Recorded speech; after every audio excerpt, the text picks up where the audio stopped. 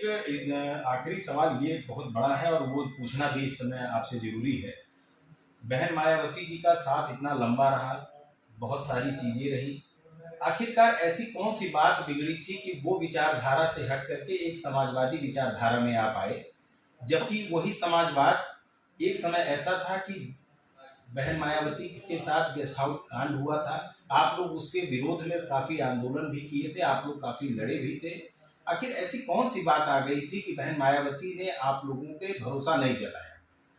अब देखिए, तो माननीय बहन जी का काम था और मैं तो बड़ी ईमानदारी से मूवमेंट में जुड़कर माननीय कांशी राम साहब के साथ पैदल साइकिल से चल चल कर प्रदेश ही नहीं पूरे देश में मुझे काम करने का मौका दिया गया और मैं मेहनत से लगन से सर्व समाज के साथ साथ बहुजन समाज को जोड़ते हुए जहाँ भी गया मैंने रिजल्ट दिया। वहाँ विधायक जीते, चाहे उत्तराखंड हो, बिहार हो, इसके अलावा मध्य प्रदेश, छत्तीसगढ़ और गुजरात और आपके उत्तराखंड, महाराष्ट्र, तो तमाम बिहार प्रदेश में मुझे काम करने का मौका दिया गया था और मैं ईमानदारी से काम करते हुए नेशनल पार्टी का दर्जा प्राप्त हो उसमें बढ़ चढ़कर मैंने भी काम किया और उसी का परिणाम था कि पार्टी नेशनल पार्टी का दर्जा प्राप्त हुआ, 4 बार सरकार बनाई। अब वो तो माननीय बहन जी के दिल में क्या था क्या नहीं उस तरफ न हमें कोई जानकारी है, न उसका हम कारण जान पाए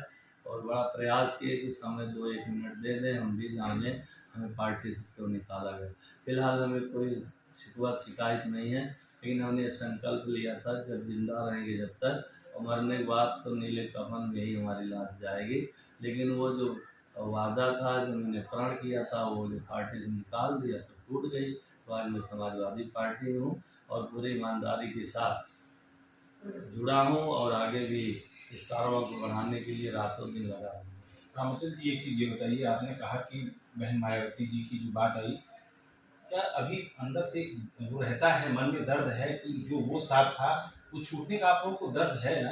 देखिए, दर्द तो इसलिए भी है कि आज मिशन मूवमेंट टूट रहा है, कोई नाम लेने वाला नहीं है, इसलिए तो वो दर्द तो है ही, क्योंकि उसमें 38 साल हम काम किए थे और पूरे ईमानदारी के साथ। लेकिन अब जहाँ हैं यहाँ संतुष्ट है। अच्छा, एक बहुत बड़ा सवाल है, अब लोकल लेवल का है और यहाँ के चुनाव से जुड़ा हुआ है, चूँकि आप इस ज़िले से हैं। सबसे बड़ा ये है कि आपके साथी थे राकेश पांडे जी, वो भी बसपा के काफ़ी आपके करीबी रहे और समाजवादी पार्टी में आपके साथी वो भी विधायक हुए हैं। अब हम जानना ये चाहेंगे और जनता भी यहाँ की जानना चाहती है कि मित्र आपके हैं, उनका सुपुत्र जो है चुनाव लड़ रहा है, आपकी एंटी पार्टी से लड़ रहा है।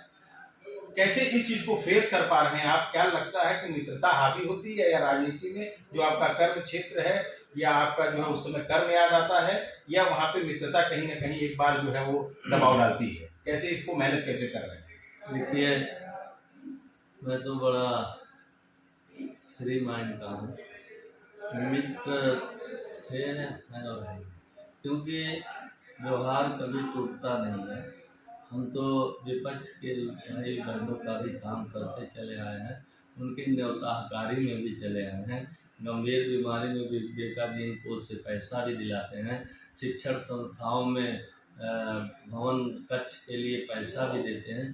तो मेरे अंदर कोई ऐसी भावना नहीं है। हाँ, मैं जिस दल में जहाँ भी था आज हूँ, मैं बड़े ईमानदारी से उस दल के आदेशों, उस पार्टी के राष्ट्रीय अध्यक्ष के आदेशों का पालन करता हूँ। मित्रता अलग चीज़ है और संबंध अलग चीज़ है और राजनैतिक कद अलग है। उस राजनैतिक कद में जिस दल में हूँ तो उस दल के जो राष्ट्रीय अध्यक्ष है उनके निर्देशों का साक्षरता पालन करता हूँ। ये थे रामअचल राजभर जी, जो पूर्व में मंत्री भी रहे हैं और इसके अलावा इस समय समाजवादी पार्टी के राष्ट्रीय पद पे भी हैं। इनका साफ तौर पर ये कहना है कि इनकी सरकार, इनके गठबंधन की सरकार जरूर बनेगी, सीटें बढ़ेंगी, भारतीय जनता पार्टी और उसके सहयोगी दलों की सीटें इस बार कम होंगी। इन्होंने एक और भी बहुत बड़ी बात कही, इन्होंने कहा राजनीति अलग चीज़ है, मित्रता अलग चीज़ है। तो दोनों बातों को ये समझने की ज़रूरत है, जनता को ये चीज़ जानने की ज़रूरत है कि राजनीति में कभी भी कोई चीज़ दरवाज़ा बंद नहीं होता है, सभी संभावनाएं होती हैं और सभी दरवाजे खुले भी रहते हैं।